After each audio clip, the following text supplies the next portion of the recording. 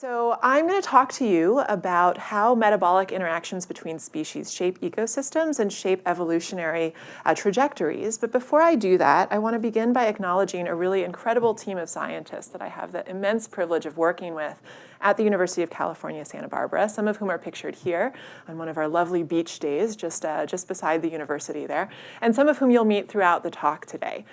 So I'm super indebted to all of those folks, as well as to our funding agencies who have supported us over the last 8.5 years, including the Simons Foundation, to allow us to do our work in this area.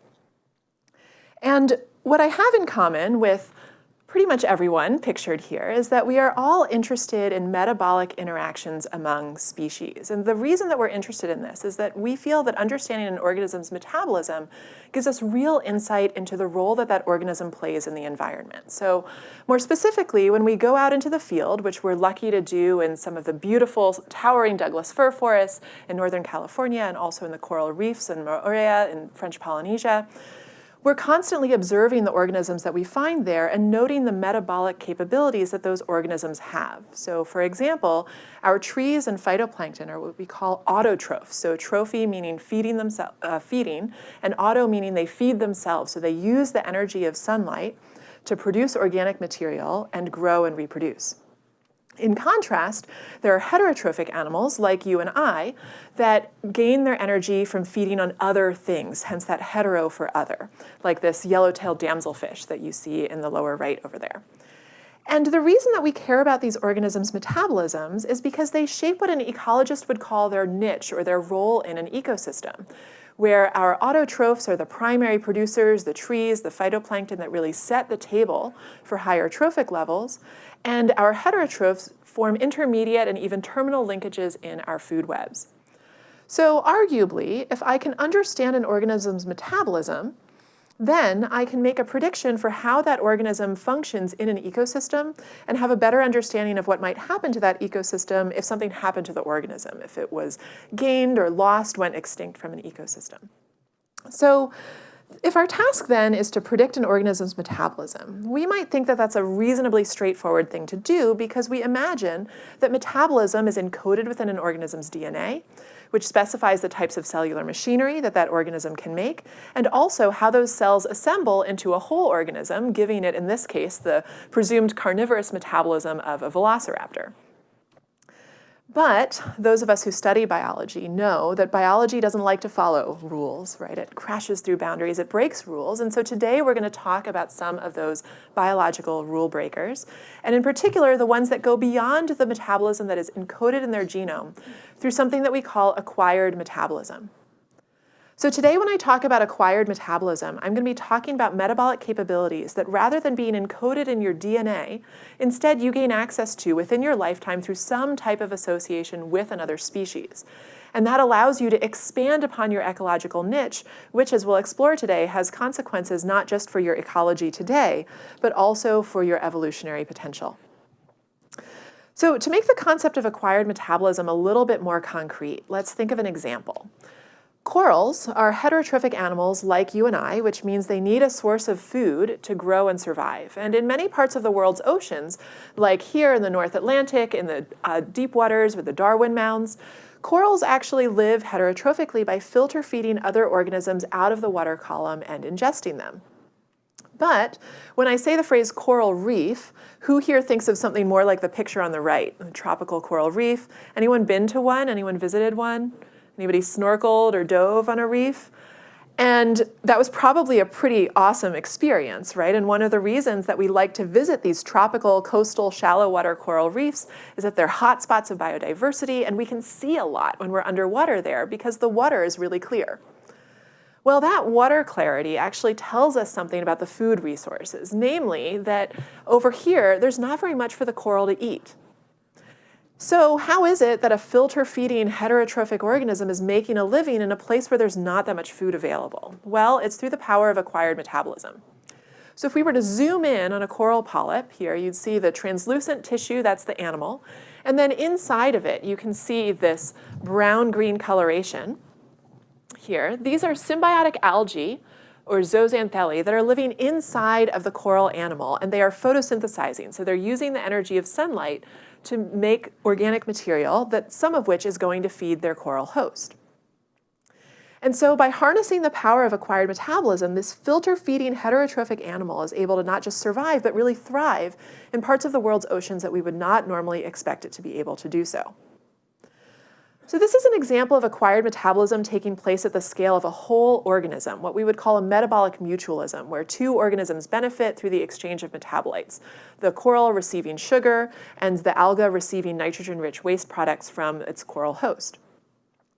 But these acquisitions of metabolism can occur at other biological scales as well. For example, at the scale of DNA through horizontal gene transfer, something that those of us who worry about antibiotic resistance think about a lot. So if you can acquire the genetic code that encodes for a form of metabolism, then you can express that metabolism for yourself. And also through the retention of cellular machinery, as we'll talk about in the second half of the talk today, when organisms pick up the organelles that are necessary to carry out different types of metabolism. So given these different mechanisms by which organisms can obtain metabolic activity, it's unsurprising that we see examples of this all throughout the tree of life, including in how we humans rely on our own gut microbiome to help us break down and make the most out of the food that we eat by generating the macromolecules that we need for our own growth and cellular machinery. And in our group at UC Santa Barbara, we're really interested in these acquisitions of metabolism, and especially how they allow organisms to expand their ecological niche within their lifetimes, and also how they propel evolutionary innovation. To study these questions, as Thomas mentioned, we use a trio of approaches. So we get to go out into the field periodically and make observations about how the natural world is working, bring some of those systems back into the lab where we conduct experiments, and then also we use mathematical models, which, as I hope you'll see tonight, can be a really powerful tool to allow us to test some of our ideas and conduct work that allows us to synthesize from our observations and from our experiments, generate new hypotheses that send us back out into the lab and into the field. And so in addition to trying to use these three pillars of research approaches synergistically, this has also given me the opportunity to work with just a really stellar diversity of people with diversity of skills. So here I'm showing you I think I'm missing 2 or 3 folks from our lab group over the years. Most of the folks that have worked with us here, roughly grouped by their area of specialization, although of course we've had folks who've worked across 2 or even 3 of the pillars that we use.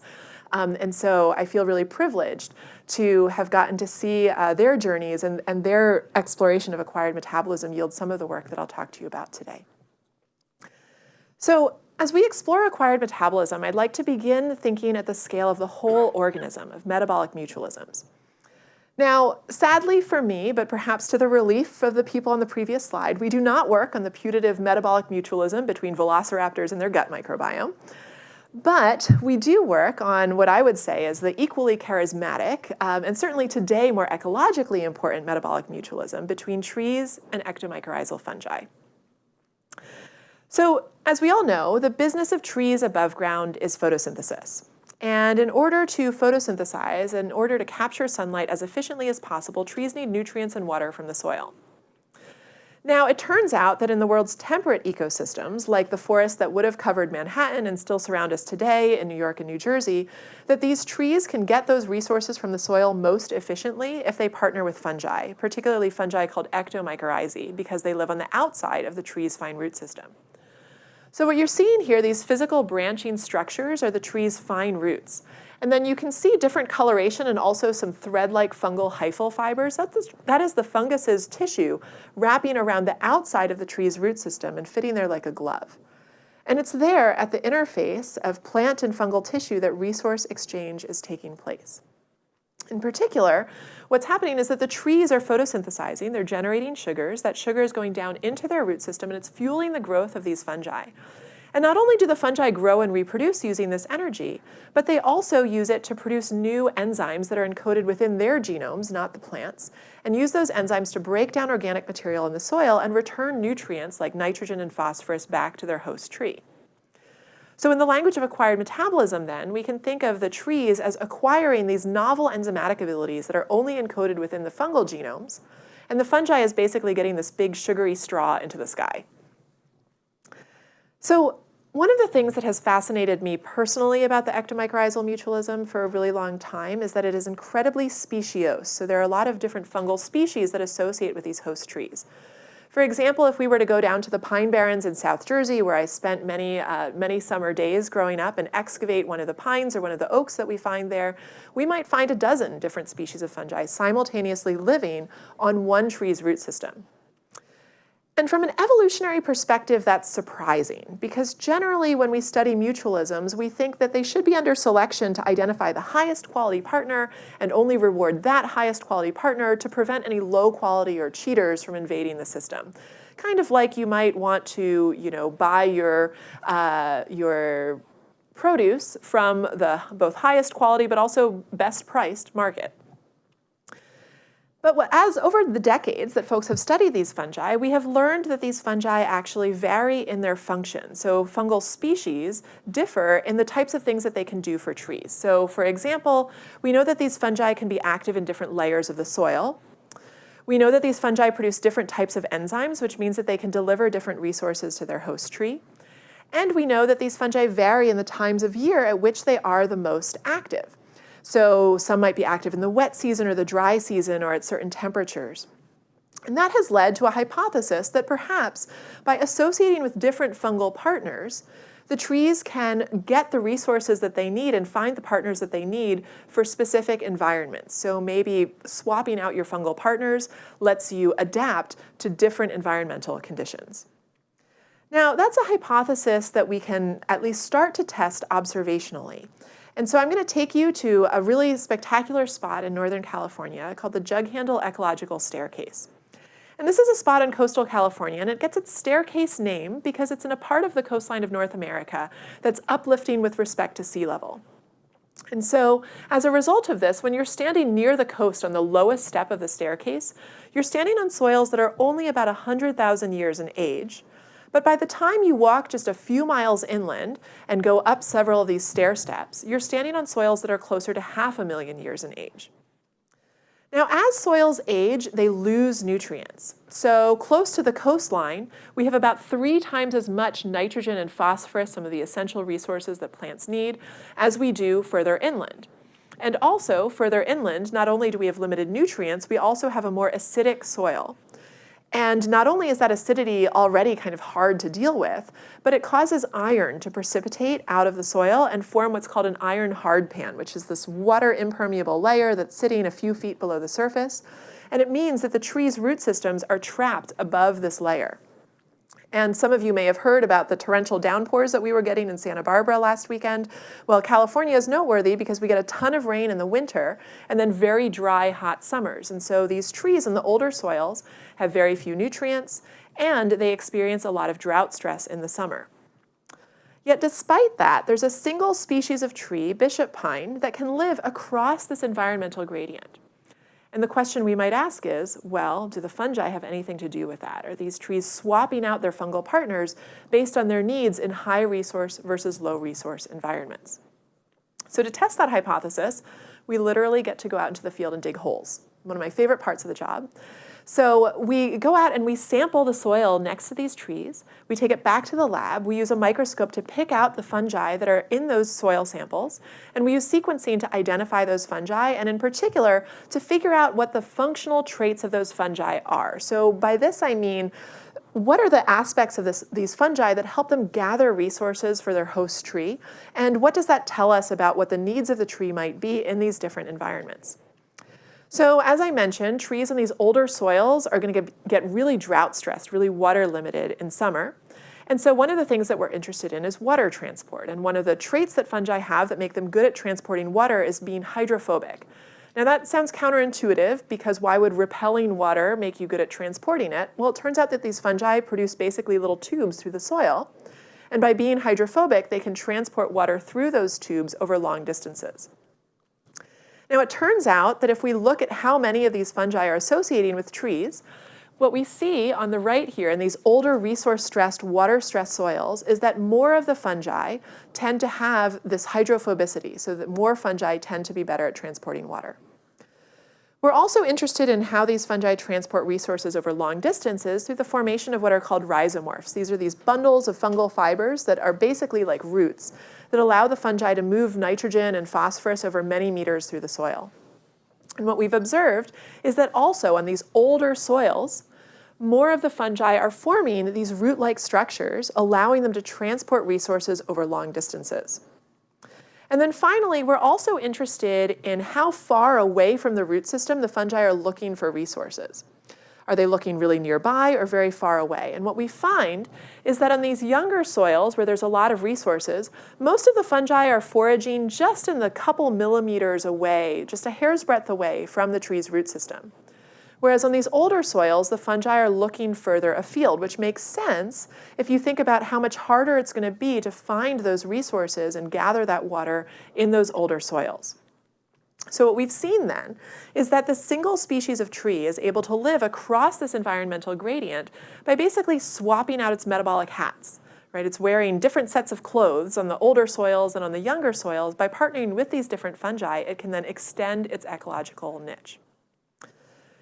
Now, it's interesting to contemplate these acquisitions of metabolism over spatial scales, right? Imagining that maybe you associate with some fungi over here and others over here. But the original observation I posed to you was that these trees in New Jersey are going to have a dozen species on their root system on one tree today.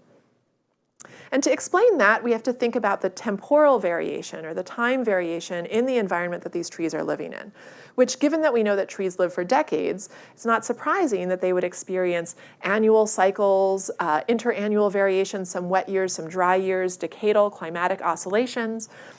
And as these trees are long-lived, so too are their fungal partners. And importantly, their fungal partners rely on them for their source of organic carbon. Which means that if I want to have a fungus on my root system tomorrow, I have to pay it today. I have to keep it alive today so that it is still there when I need it for some new environment in the future.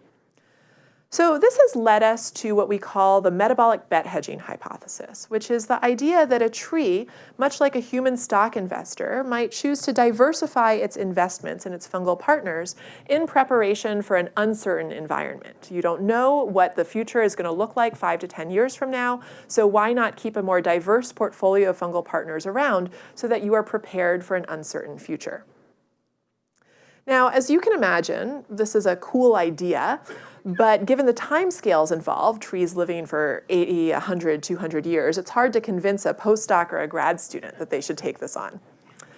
This is where mathematical models really shine, because they allow us to explore these ideas in silico and generate testable hypotheses that we can then look for, examples in the field or short-term experiments in the lab to validate. So Kristen Howard, who was an undergraduate researcher at the time, developed this mathematical model that then Dr. Laura Bogar, who's now a professor at UC Davis, and Dr. Bethany Stevens, who's actually a Simons postdoctoral fellow now in our research group, carried forward. And what they did was develop a model that imagines a tree that has a choice between two fungi. And let's say that this tree is living in an environment where the red fungus is the higher quality partner. Well, we would expect that this tree would preferentially allocate sugar to the red fungus and ultimately drop the blue one from its root system as kind of a wasted investment.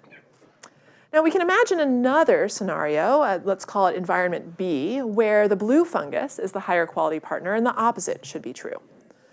But the question is, what happens when the tree experiences some time in either environment? What strategy should it adopt? And so we can ask our mathematical models what will happen to the tree's fitness by looking at the biomass of the tree as a proxy for how well it's doing, as a proxy for how much resources it will have available to set seed from year to year, as a function of the environmental conditions that it finds itself in. And so first, let's consider a tree that invests solely in the red fungus. And unsurprisingly, this tree does really well in environment A, where that's a good quality fungus partner to have, but it actually dies if it spends too much time in environment B. And the opposite is true for a tree that has the opposite investment strategy only in the blue fungus. But for a tree that invests equally in both fungi, 50-50, splits its investment, what we see is this canonical bet hedging result. So notice on the environmental extremes here, when you're spending 100% of your time in environment A or 100% in environment B, that this tree is doing a little bit worse. So it's losing some of its fitness in extreme environments, but it's doing really well in these mixed environments because it is able to reduce the variation in its fitness by maintaining both fungal partners.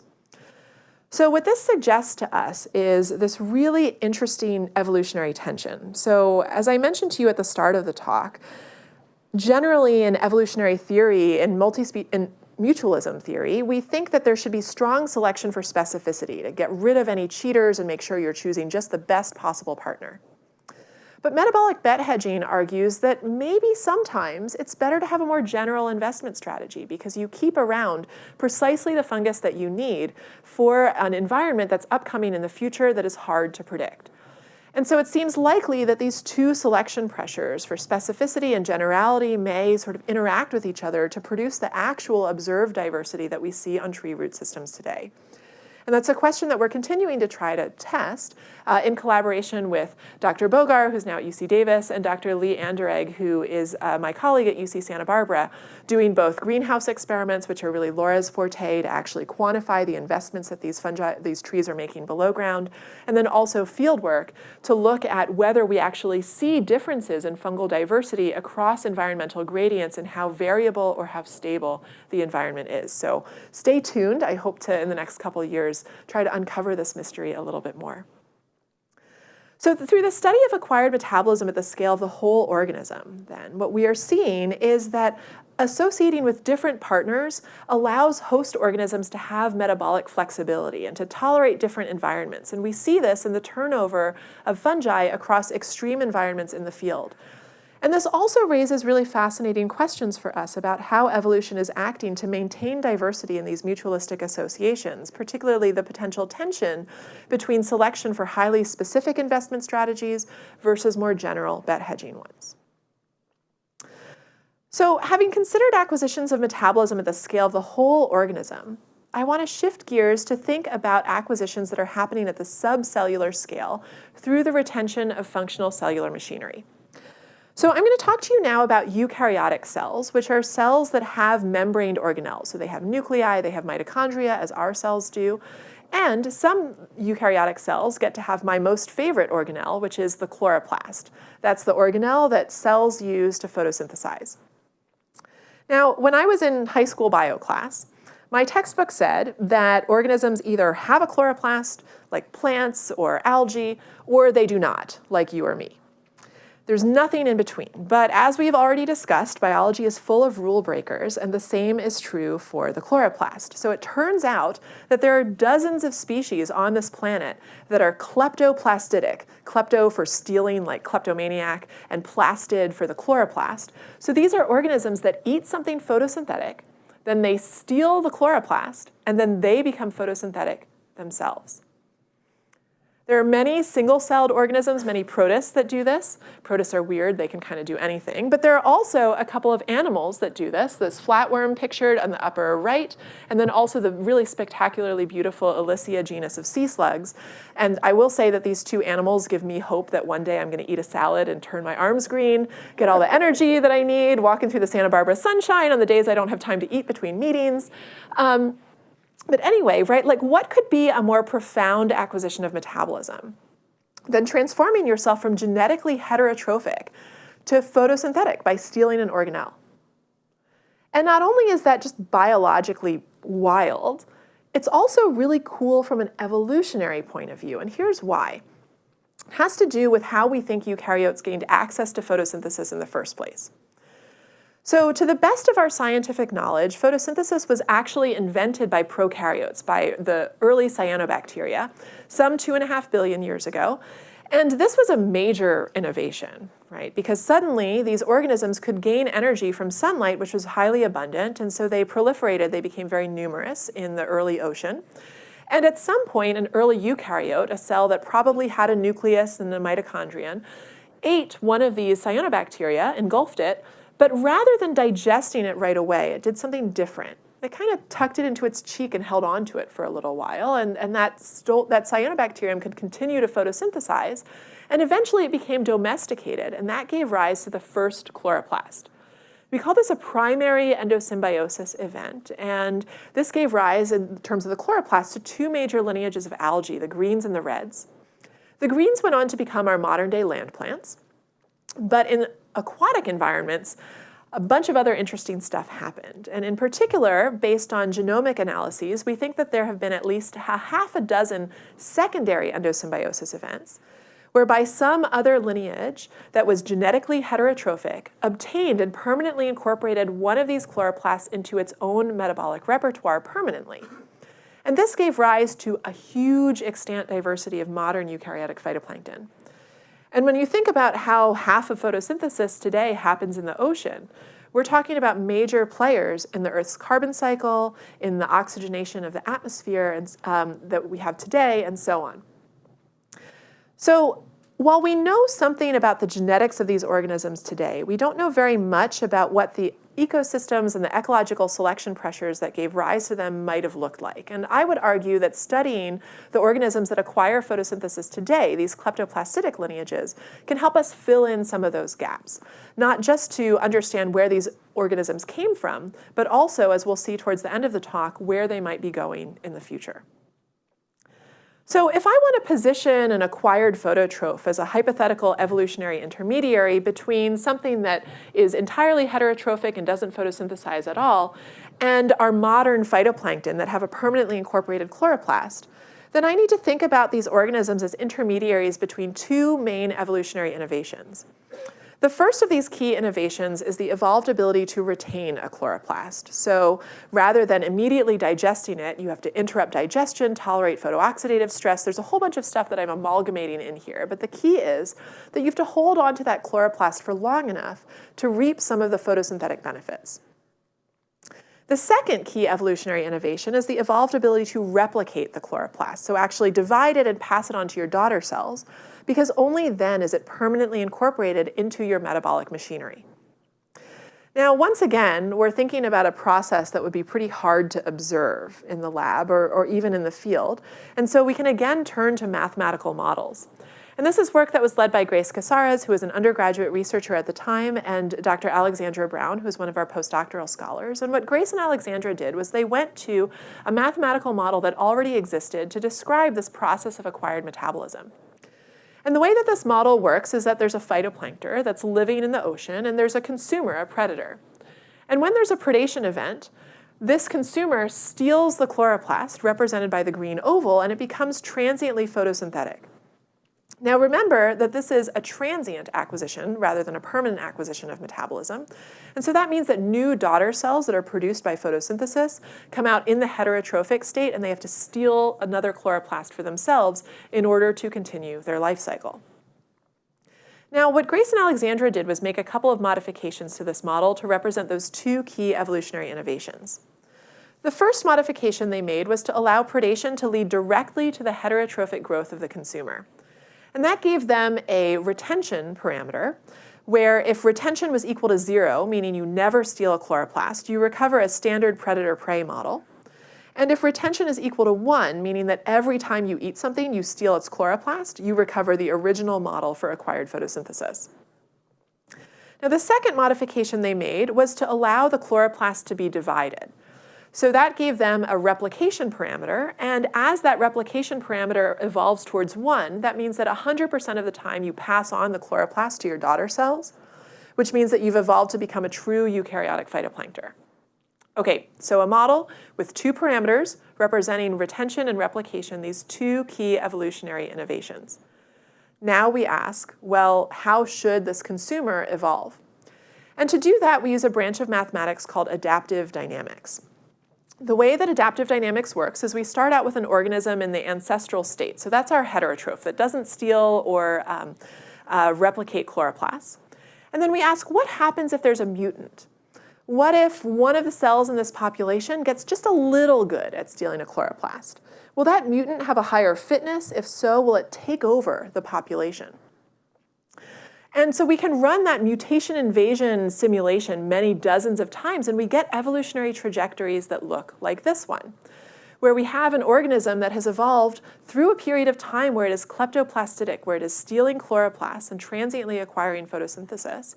and ultimately arrived at a probability of copying that chloroplast, dividing it, and passing it on to its daughter cells of 1. So it's evolved to become a phytoplankton. Now, it turns out that even if we hold environmental conditions like light availability and food availability constant, these simulations allow us to see some of the stochasticity that we think may really happen in evolution. So if we run this simulation many dozens of times, we can get different outcomes. For example, here in blue, we're seeing a bunch of simulations that look a lot like what we saw in the previous slide, this phytoplankton-like incorporation. And then in gold, we're seeing a second possible evolutionary outcome, which are these transient acquisitions, these lineages that have gotten really good at stealing chloroplasts every time they encounter a prey cell, but they don't really attempt to divide it or pass it on to their daughter cells at all.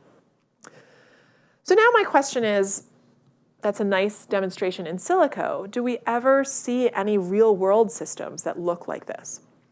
And this is where it's really fun to work on acquired photosynthesis, because we actually have a model system that we can work with in the lab that represents these evolutionary endpoints. And that's the Mesodynium genus of ciliates. So I actually worked on Mesodynium when I was an undergraduate down at Rutgers. Been one of my favorite organisms for a very long time. And these ciliates move with hair-like projections, or cilia. And in the case of Mesodynium, they basically have this double hula skirt of cilia around their midsection, and they swim by flipping their hula skirt up and down. And the genus itself spans a near complete gradient of reliance on photosynthesis. And with the perhaps most famous member of the genus, Mesodynium rubrum, getting more than 95% of its energy from photosynthesis, despite the fact that it is working with stolen chloroplasts. In fact, Mesodynium rubrum is so good at photosynthesis that it's become famous for its ability to create red tides, these really intense blooms that are dense enough to color the water red. This image, sorry for the low pixel density here, actually comes from the Columbia River estuary. You can see a bridge with a couple vehicles on it for scale, and it gives you a sense of the ecological impacts of this acquired metabolism.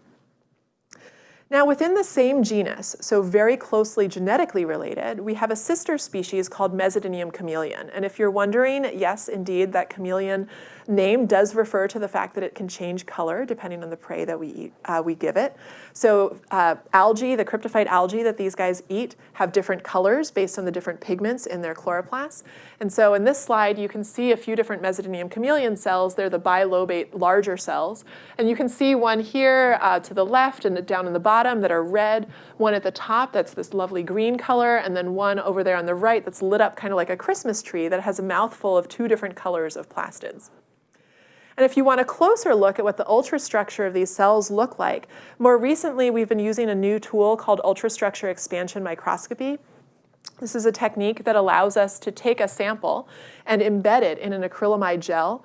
Then when we hydrate the gel, it expands and it stretches our sample as well. So we can take these cells and expand them to about 4 times their original size, which means that things that we previously would have needed electron microscopy to see, we can now see with light microscopy. And so here you can see outlined in purple, staining the tubulin of the cell, the outline of all the cilia, that double hula skirt around its midsection. So here's our Mesodynium chameleon cell. And then here to the right and below are our cryptophyte prey.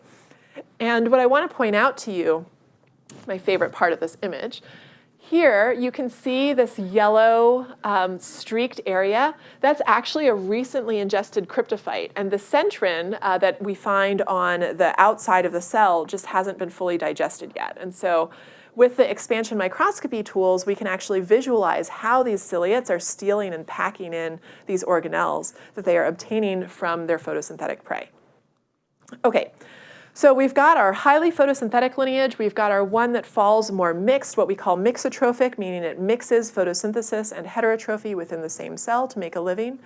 And then finally, within the same genus, same genetic background, we have an entirely heterotrophic species, which we call Mesodynium pulex, which does not steal chloroplasts at all. And what's neat about this then is that we have now the end members of our evolutionary model. We have something that looks like what we think the evolutionary ancestor was. We have Mesodynium rubrum, which is highly photosynthetic, and actually, if it's fed recently enough, can for a couple generations divide its chloroplasts alongside cell division. And then we have Mesodynium chameleon, our sort of evolutionary intermediate that's really good at stealing chloroplasts, but not very good at maintaining them. And so now that we have this system, we've started to ask questions about what's going on under the hood. So how are these cells actually integrating the chloroplasts, and what underlies this evolved gradient of increasing reliance on photosynthesis? And so to do this, I've been working with Matt Johnson, who's at Woods Hole Oceanographic Institution, Erica Lasek-Nesselquist, who's at the Wadsworth Institute up in Albany, and with Dr. Chris Pate, who is a postdoctoral scholar in our group at the time. And the approach that we chose to take was to use RNA sequencing to look at the genes that are being expressed by these different ciliates.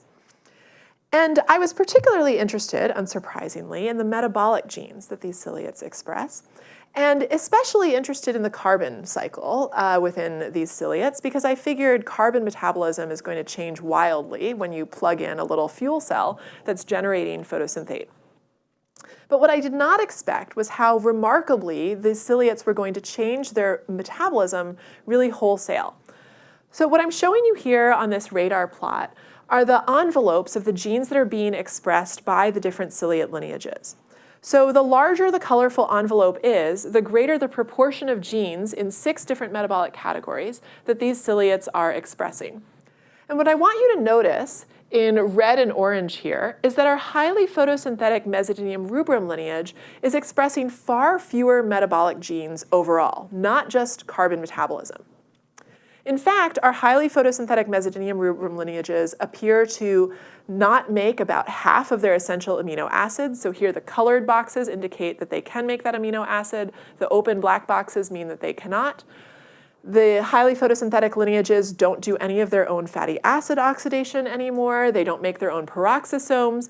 So all of these hallmarks that we associate with metabolism appear to be missing. And so as these lineages become more photosynthetic, they also seem to get more constrained in other aspects of their metabolism and more tightly coupled to the machinery that they obtain from their prey. And this stands in stark contrast with how they take care of their genes. So the highly photosynthetic lineages are just as capable of repairing their DNA and synthesizing new DNA. They just need someone else to make the nucleotides for them. So we're getting really interested in trying to disentangle what's happening inside of these cells that's driving them along this evolutionary trajectory of increased metabolic dependence sort of wholesale, not just in terms of their carbon. And Julian Jacobs, who's a technician in our group, and actually we're really excited, is one of the finalists for this new Simons Graduate Fellowship in Ecology and Evolution, has been working on this by comparing these lineages to one another. And we think this is important not just because of what it can tell us about the evolutionary history of how we got our eukaryotic phytoplankton, but also because of what it tells us about how their metabolism may be constrained into the future. So remember that we live in a changing world, and that these phytoplankton have small body sizes, rapid population growth rates, large population sizes. They are exactly the types of organisms that we expect to potentially evolve rapidly in response to new environmental conditions. And I would argue that the historical acquisition of the chloroplast and exactly how that chloroplast got incorporated and what constraints arose when that was happening will then affect how these organisms evolve into the future. So I'd like to take our last few minutes together to give you an example of how we think this operates using another study system in our lab. So here I'm going to talk to you about constitutive mixotrophs. So I already told you about one mixotroph and the idea that a mixotroph mixes 2 forms of metabolism within the same cell. They're both heterotrophic, in this case eating bacteria, and photosynthetic. But a constitutive mixotroph has permanently incorporated a chloroplast. So it had this acquisition of metabolism sometime in its evolutionary history, and it has now become permanent. Now, the fact that these cells have 2 forms of metabolism in them makes their response to temperature really interesting, because generally we think that metabolism accelerates with temperature until at some point it gets too hot and your enzymes denature and you can't carry out the metabolism anymore. But it turns out that based on thermodynamic studies, the thermal scaling of photosynthesis is slower than of aerobic respiration. And what this means, this is a hypothesis that Suzanne Wilkin put forward about a decade ago, is that if we take these organisms and we put them into hotter water, we think it'll be more metabolically efficient for them to eat as opposed to photosynthesize. And if that is the case, that means it's more metabolically efficient for them to digest prey and produce carbon dioxide than it is for them to photosynthesize and pull carbon dioxide down out of the atmosphere, which could potentially contribute to a positive climate feedback loop, whereby warmer temperatures lead these mixotrophs to eat more and produce more atmospheric carbon dioxide, which contributes to this atmospheric heat-trapping blanket that we have around the planet, leading to further warming. And it turns out, based on work that was done by Michelle Lepori-Bouy, a former graduate student in our group, and Logan Gonzalez, an undergraduate researcher, both in the lab and with mathematical models, that we think that evolution might actually exacerbate this feedback, that it causes these mixotrophs to double down on the form of metabolism that's favorable to them, such that now they're eating even more and producing even more carbon dioxide. Now, that's a scary thing to contemplate, and it'd be a bummer to end a Wednesday night talk on that message. So let me tell you this. When Michelle ran some evolution experiments in the lab on these constitutive mixotrophs, she found that some of them responded by evolving higher rates of heterotrophy at warmer temperatures, but some did not. So not all mixotrophs respond the same. On the one hand, we might feel a bit of relief hearing that, but on the other hand, we ask ourselves, well, how now are we going to try to make some type of prediction about what the metabolic responses of these mixotrophs and what their evolutionary responses may be? Well, this is where I think thinking about the evolutionary history can be incredibly powerful, because how those mixotrophs incorporated the chloroplast will affect how metabolically flexible they can be today, something we call metabolic plasticity. So will these mixotrophs have a really locked-in strategy for how much photosynthesis and how much heterotrophy they do because they evolved this really constrained coupling between them early on? Or will they be very metabolically flexible, meaning that they can really vary how much photosynthesis they do and say, boy, it's a really sunny day, I'm going to focus on photosynthesis, or it's really dark, but there's a lot of food around, I'm going to focus on heterotrophy. And we think that that metabolic flexibility will affect how quickly these mixotrophs evolve. Now, there's a couple different directions in the literature that we might think that relationship should go. Based on some of our data for this system, we think actually there will be a negative relationship. So the more metabolically flexible you are, the more you can kind of already deal with variability and changes in your environment without evolving in response to it. So essentially that flexibility buffers you by reducing the strength of natural selection. So if this holds, what that means is that if we can characterize the mixotroph's metabolic flexibility today, then we can predict what their evolutionary responses might be in the future. Now, to test this hypothesis, two completely fantastic undergraduate researchers did an absolute mountain of work to characterize first the metabolic flexibility and then the evolutionary rates of these mixotrophs. So Gina Barbalia, a former undergraduate researcher in our group who's off to Stanford next year, conducted an experiment where she took mixotrophs and exposed them to different prey environments and different light environments to basically push their metabolism and ask how metabolically flexible they can be. And here I'm showing you the metabolic envelopes that Gina was able to illustrate. And the details here are not important, except to say that she was able to characterize how flexible they were in their photosynthetic investments and their heterotrophic investments, and to identify that some of these mixotrophs are more metabolically flexible than others. So the axes here are actually all on different scales to better illustrate the spread of the data. And then another undergraduate, Jesselyn Lee, decided to follow up on Gina's experimental work by doing a truly massive evolution experiment. So Jesselyn not only took 8 species of mixotrophs and then experimentally evolved them at both colder and hotter temperatures, but she sampled them every single day it's ongoing for 2 years now. And what that means is that we can measure the growth rates of these mixotrophs and how their growth rates change over time. So we can see as a function of evolutionary time on the x-axis how the growth rates of these lineages are changing at both cold and hot temperatures, and basically get a proxy for the speed of evolution. So now we can come back with Gina's data on the x-axis and Jesselyn's data on the y-axis and test our hypothesis that greater metabolic plasticity slows down evolution. And what do you know? It actually held up. So at least at hot temperatures, when these mixotrophs are already flexible, particularly flexible in how much they invest in photosynthesis, coming back to that constraint of how that metabolism was acquired in the first place, that turns out to be a reasonable predictor of the magnitude and speed of their evolutionary response. So, by studying the acquisition of metabolism at the subcellular scale, not only do we get insight into some evolutionary history and how, in this case, photosynthesis has really jumped across the tips of the branches of the tree of life, but we also get some hopeful predictive insight into what these lineages may do in the future as they evolve to a changing climate. So overall, this evening, we've been thinking about how the acquisition of metabolism shapes an organism's ecology today and also shapes its evolutionary history and evolutionary future.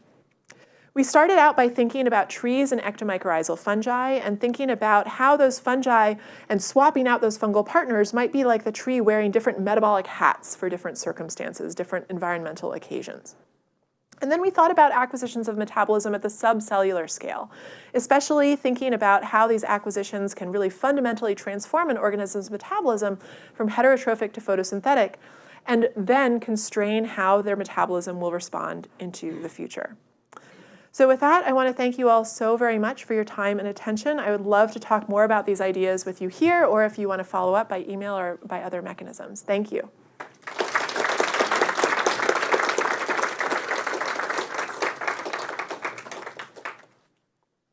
We've got time for a couple of questions. Yeah.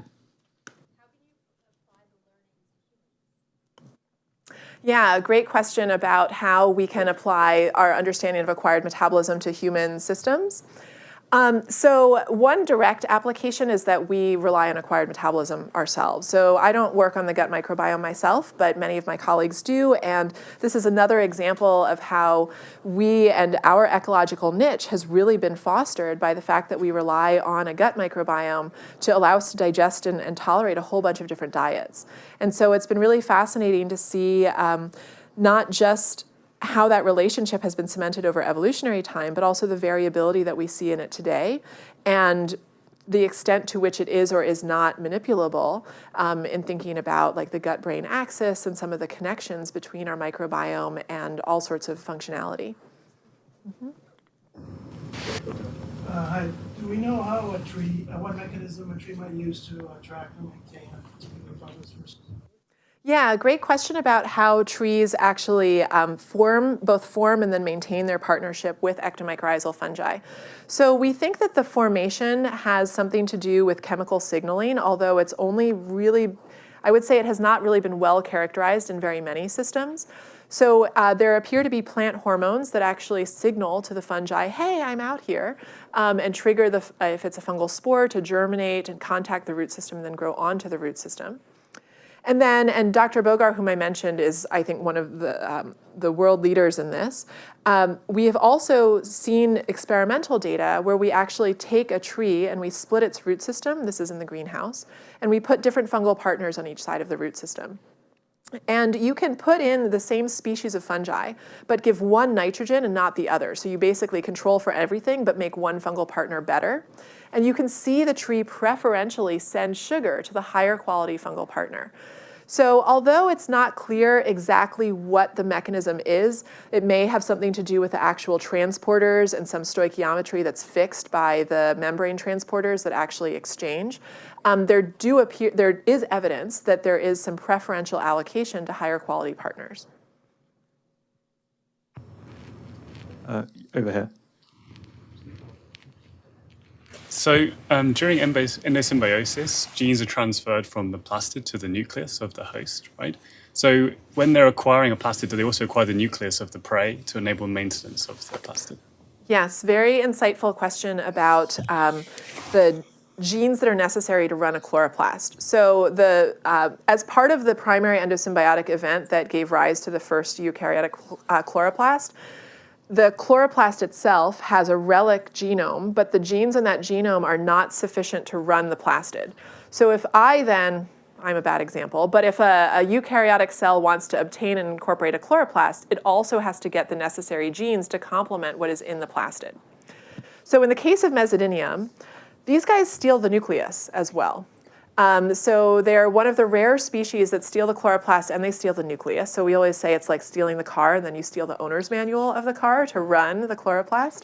And that seems to be both part of why they're able to maintain these plastids for a long period of time, and likely also how they can rely on so many other aspects of the prey to complement their metabolism and fill in some of those gaps.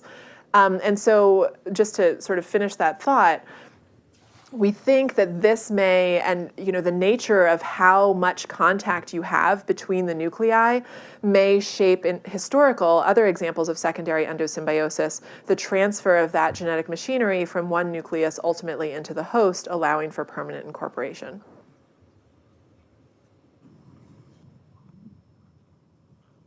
Yeah. On that, actually, is there a similar event that led to the mitochondria actually in eukaryotes? Yeah, great question. So mitochondria are also an example of an endosymbiotic event whereby a free-living bacterium got turned into, domesticated into a mitochondrion.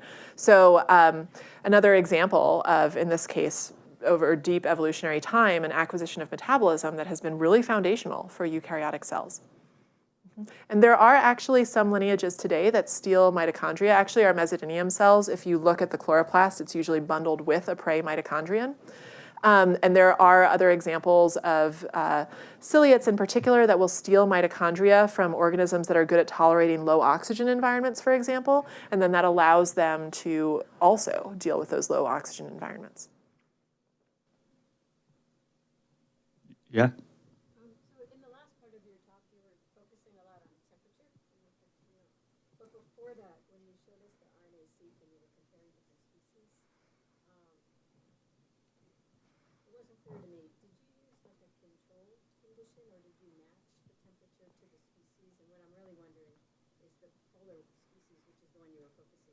Mm-hmm. Was it, I'm assuming that there was more of a mismatch. And do you think that it would change the things that are expressed if you put it in a folder? Yeah, great question. So what Joy really insightfully recognized here, let me go back to the one where, actually, here's the best slide for this. We had two highly photosynthetic lineages here, two Mesodynium rubrum species, one of which comes from a temperate environment, so more like the temperature that we're sitting in today, and one that actually comes from Antarctica.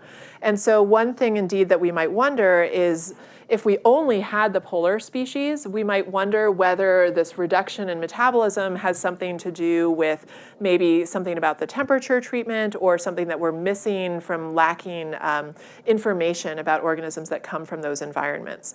But the fact that we see it in both Mesodynium lineages, and actually we have, I think in the manuscript we have 4 different Mesodynium rubrum lineages that we studied, and we see it across that. So likely temperature has played a role in some of the, especially the lipid profiles of these cells, but that may have just as much to do with them stealing now nuclei from polar algae as it does from the ciliate themselves. Over here. So the example you have is like the strategy of replication. So it seems one way that you might be able to get this is if your growth rate is slower than the kind of thing that you consume. So it's going to grow inside you quicker than you provide, so you don't get things where it's missing. Yeah. Mm-hmm. But it seems like maybe a straightforward way to get that relatively early on is if you delete the part of your own metabolism to make yourself very dependent upon the internal things that you just consume. So you kind of couple the growth rate time by deletion of your own genes rather than capturing, kind of stealing to make the thing dependent on you, you become dependent on it. Mm-hmm. Yes. And I guess the question is is that the reasonable early strategy for going about this? You kind of tie yourself onto using it as food to slow your own replication down. Yeah, so a great question about sort of the timescales of cell division. And if you're going to divide, say, a chloroplast in sync with your own cell division, you need to basically match the timescales so that everything divides in sync. And so the question is, well, how might you go about doing that? And would one way be to even more deeply couple your metabolism, say, or your cell division cycle to that of your prey so that you can sort of sync everything up by relying on the prey mechanism? Is that kind of what I'm understanding? Yeah, I think that's a really interesting question that we haven't thought about too much. What I will tell you is that the fact that the genetic information processing pathways are so intact in all of the ciliates suggests that maybe it's less about like the rate of copying the DNA and maybe something more about the cell division cycle. Anecdotally, the algae that these guys eat have a really strong diurnal cycle, so they like to divide at night and not during the day. And we need to do some more work on this, but based on the timing of the samples we've taken and how frequently or not we actually see the ciliates undergoing cell division, they also might be sort of doing this diurnal cycle where they're dividing only at night, which would not necessarily be a general ciliate attribute. So it's hard for me to say whether this was something that was lost evolutionarily or if this is something that arises because of the cycle of building up organic material and growth during the daytime, during light, such that you're ready with the resources to divide at night, and if it's maybe sort of an emergent phenomenon about resource availability. And I think we'd have to look more closely into some of the cell cycle genes, which weren't really lighting up for us in this analysis to understand that. But it's a fascinating question. Thank you.